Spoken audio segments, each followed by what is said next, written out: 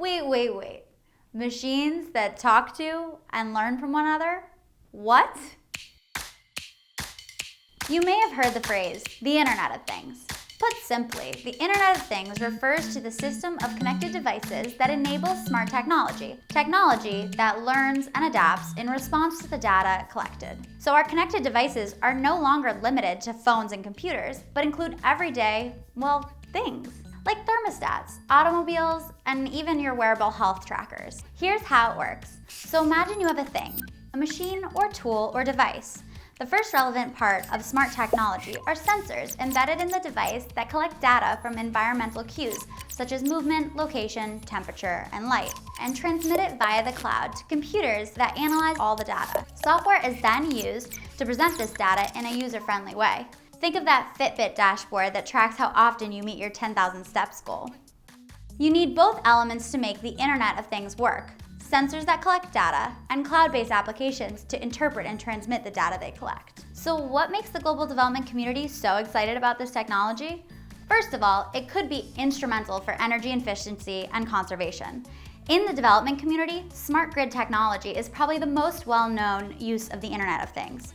For individuals concerned about climate change or worried about keeping energy spending down, and I think that covers everyone, smart grids are a good thing. But energy is just one example. The truth is the Internet of Things could drastically increase efficiency in many other ways. Take service delivery.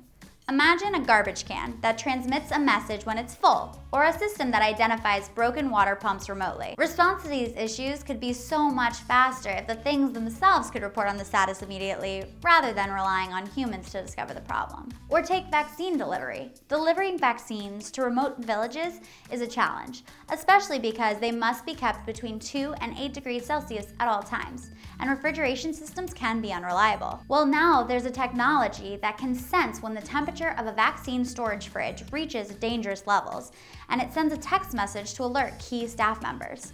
Real-time data and analytics reports can also be used to identify chronically failing fridges and repair or replace them. The Internet of Things is also useful for humanitarian assistance and disaster relief.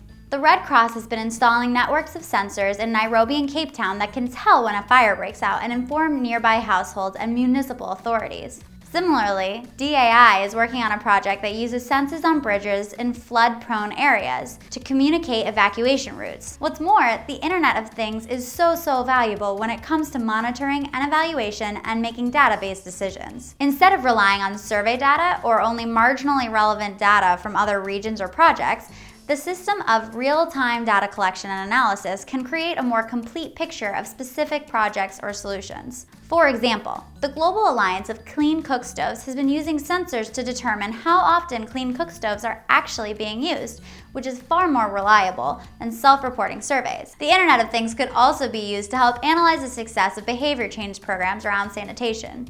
They could do this by putting sensors on latrine doors or hand washing stations to see how often they're being used. The Internet of Things sounds really exciting, but a system that collects and aggregates data remotely doesn't come without concerns, the greatest of which relate to privacy and hacking susceptibility. The DIN hack of October 2016 blocked access to Twitter, Amazon, and other websites for users in North America and Europe.